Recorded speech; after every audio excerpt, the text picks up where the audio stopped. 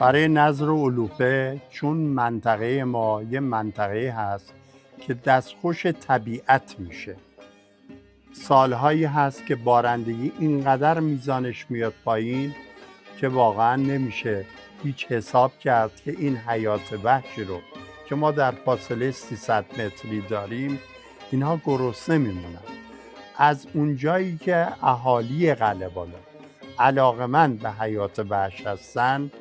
اولین دفعه وقتی که دیدن خشکسالی زیاد شده و اینها علوفه‌ای ندارن، هر کسی در حد توانش تونسته یک مقدار علوفه رو ببره داخل این ارتفاعات پخشش بکنه که این حیات وحش از بین نره.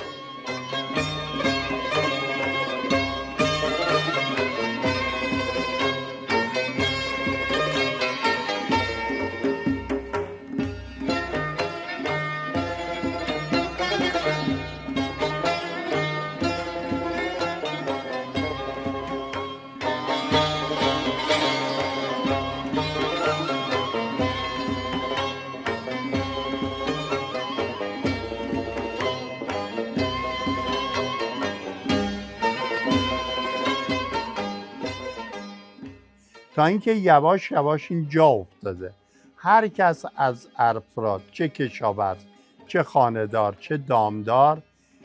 به یک شکلی یک هزینه‌ای برای تهیه علوفه رو پرداخت کرده که این شده یک رسم و رسوم برای ما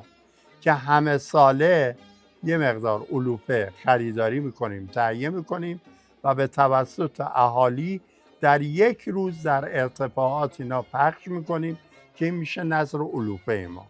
برای بقای چی؟ حیات وحش.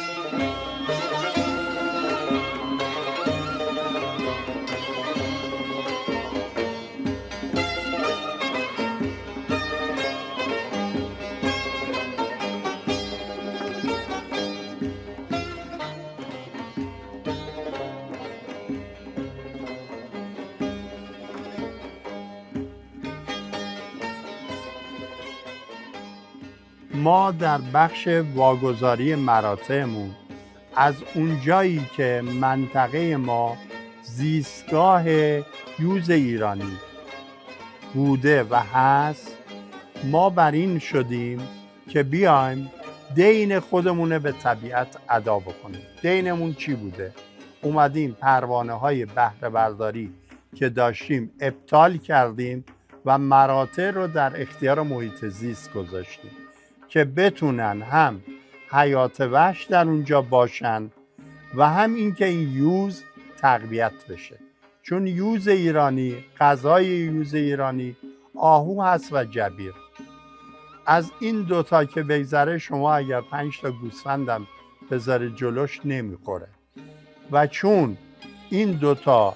گونه در این منطقه زیاد هست توجه کردید و